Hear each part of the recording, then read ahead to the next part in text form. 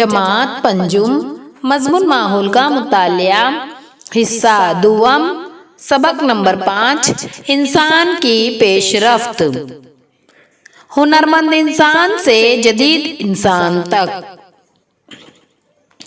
بچوں، ایپ یعنی انسان نما بندر سے بھی ترتیب ترقی ہوتے ہوئے جدید انسان کا وجود ہوا، یہ ہم نے پچھلے سبق میں دیکھا ہے۔ انسان کی ترقی ہوئی یعنی اس انسان نما بندر میں آہستہ آہستہ تبدیلی ہوتی گئی اور آج کا انسان وجود میں آیا۔ اسی انسان نما بندر کا اگلا مرحلہ یعنی اس نے اپنے ہاتھوں کا استعمال کر کے ہتھیار بنانا شروع کیا، اس لیے اسے ہنرمند انسان کہتے ہیں۔ بچوں، ہنرمند انسان یعنی اپنے ہاتھوں کا استعمال کر کے اچھے کام کرنے والا انسان۔ جس انسان نے اپنے ہاتھوں کا استعمال ہنرمندی سے کیا اسے ہنرمند انسان کہتے ہیں۔ آپ نے کبھی کمہار کو مٹکے بناتے ہوئے دیکھا ہے؟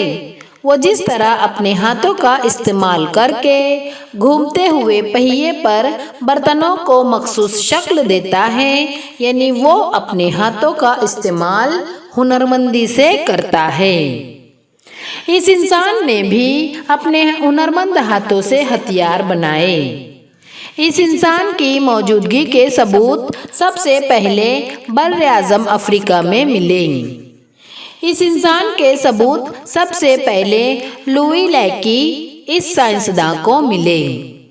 یہ ثبوت انہیں بر اعظم افریقہ کے تنزانیہ اور کینیا ان دونوں ممالک میں ملے۔ ان ثبوتوں میں ہنرمند انسان کے باقیات کے ساتھ ان کے بنائے ہوئے ہتھیار بھی ملے۔ بچوں، باقیات یعنی بچے ہوئے حصے۔ جب کسی جاندار کی موت کے بعد اس کو زمین میں دفن کیا جاتا ہے تب اس جگہ بہت عرصے سے اگر کھدائی کریں گے تو ہمیں وہاں اس کا ڈھانچہ یا کچھ ہڈیاں نظر آئیں گی، اسے ہی اس جاندار کے باقیات کہیں گے۔ اسی طرح کے کچھ باقیات اور ہنرمند انسان نے بنائے ہوئے ہتھیار ملے تھے۔ لوئی لیکی اس سائنسداں نے اس انسان کو ہومو ہیبلس نام دیا تھا۔ لاطینی زبان میں لفظ ہومو کا مطلب انسان اور ہیبلس کا مطلب ہے ہاتھوں کا ہنرمندی سے استعمال کرنے والا۔ ہنرمند انسان دونوں پیروں پر کھڑا ہو کر چل سکتا تھا، لیکن اس کی ریڑھ کی ہڈی بالکل سیدھی نہیں تھی بلکہ اس میں معمولی سا کھم تھا۔ آپ نے کسی بوڑھے انسان کو دیکھا ہوگا، ان کی عمر بڑھتی ہے تب ان کی ریڑھ کی ہڈی میں کھم آتا ہے جس سے وہ تھوڑا جھک کر چلتے ہیں، لیکن ہنرمند انسان میں بنیادی طور پر ہی ریڑھ کی ہڈی میں کھم تھا۔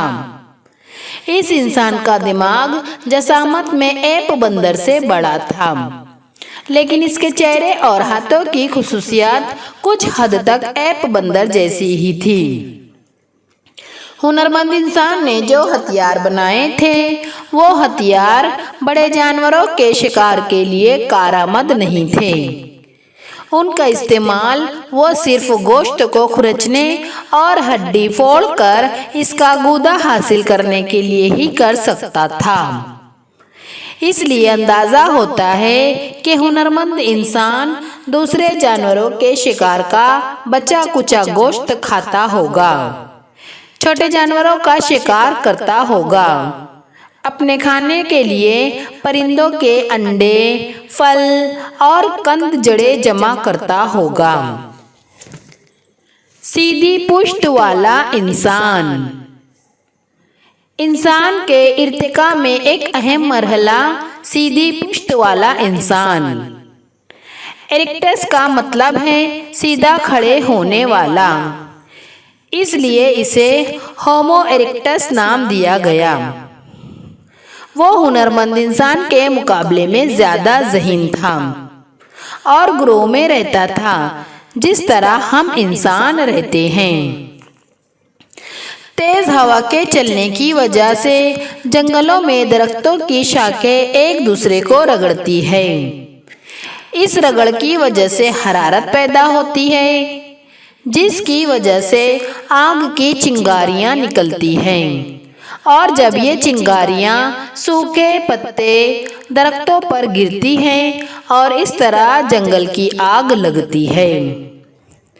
इस जंगल में लगी आग को देखकर इंसान आग से आगाह हुआ।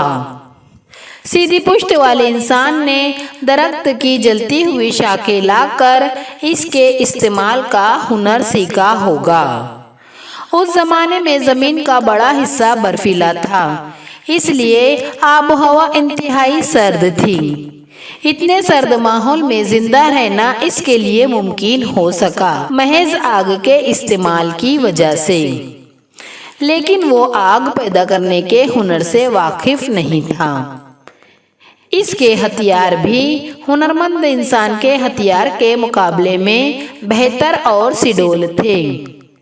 वो दस्ती कुल्हाड़ी जैसे हथियार बनाता था।